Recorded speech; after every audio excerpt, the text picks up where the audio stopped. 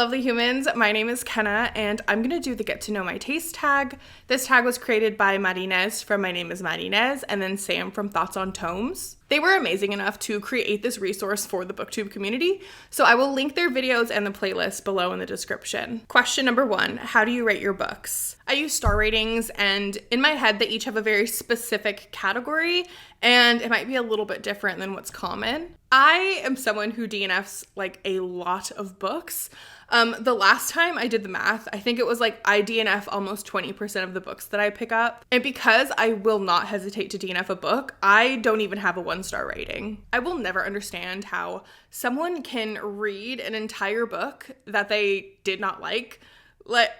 The perseverance of people truly impresses me. A 2-star rating is a book that I have a very special hatred for, and usually it's reserved for an ending that I didn't like. So it could have just been a bad ending.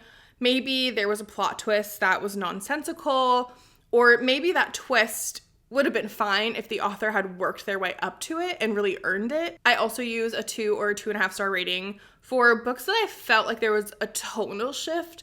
So for whatever reason, the first half felt different than the second half, and I just didn't like the second half.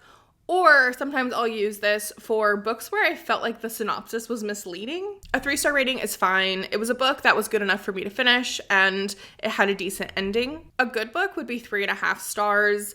I'm probably not recommending it though, and I'm definitely not buying a copy for my shelves. Sometimes I will rate a book 3.75, and those are books that aren't great, but for some reason I liked them, or something about them I can't stop thinking about. So I'll usually buy a copy of those. A 4-star rating is a book that I thought was just great. Usually though, there is an element or two where I either didn't like or I thought wasn't done well. The best objective rating that I can give is a 4.5 star. This is usually a book where I'm just so impressed with the storytelling and the craft, and I'm always recommending these books to everyone. A 5-star book for me is at the very least an objective 4-star, but then it's also able to get an emotional reaction out of me.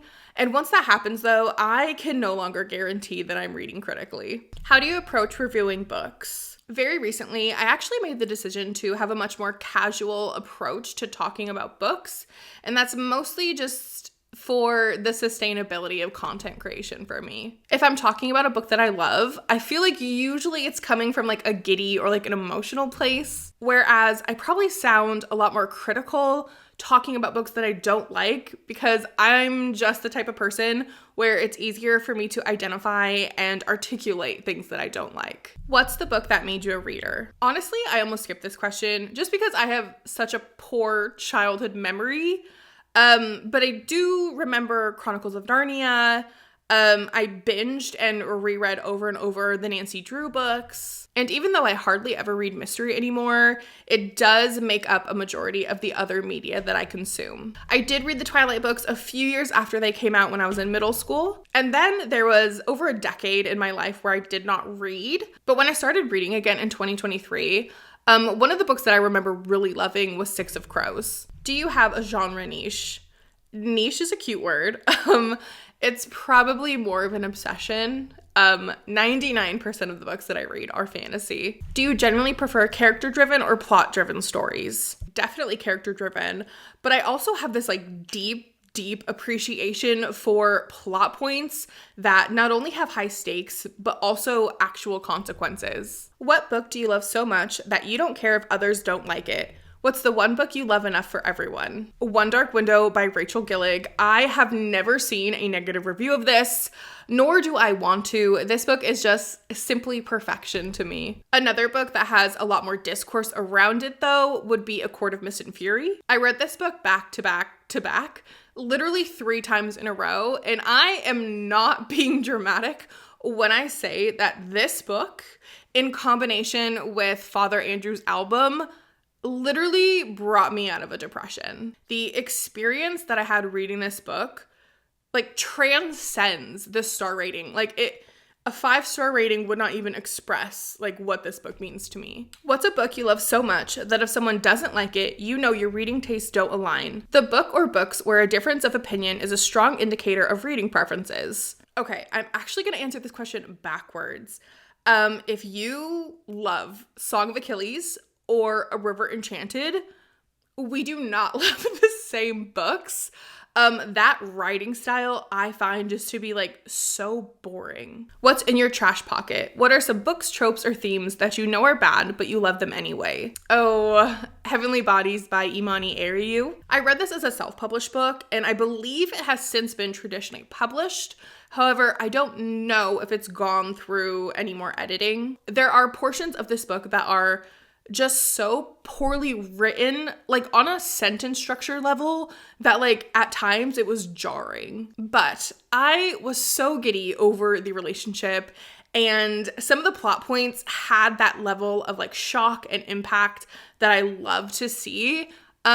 So this book is in my trash pocket. Do you have any deal breakers in books? An immediate deal breaker for me would be lack of description. When I read, it's literally like a movie in my mind. So I really need authors to provide a lot of description and detail and to really utilize like all of the senses in order for me to like visualize the characters and the setting. The last book where that happened was Fathom Folk, and I DNF'd that very quickly. What is a strong opinion you have about a book released within the last year? Five Broken Blades should not exist. It blows my mind that I've never seen anyone with the same opinion.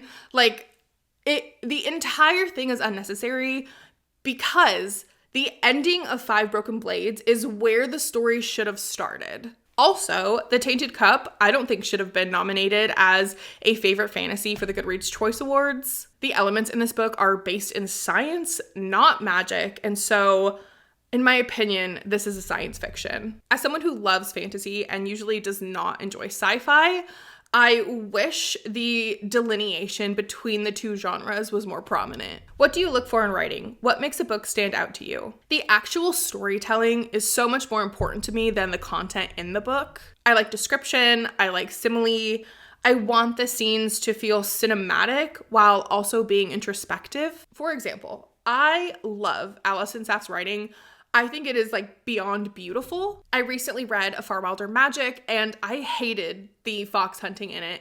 And that was such a huge, substantial element and theme in the book.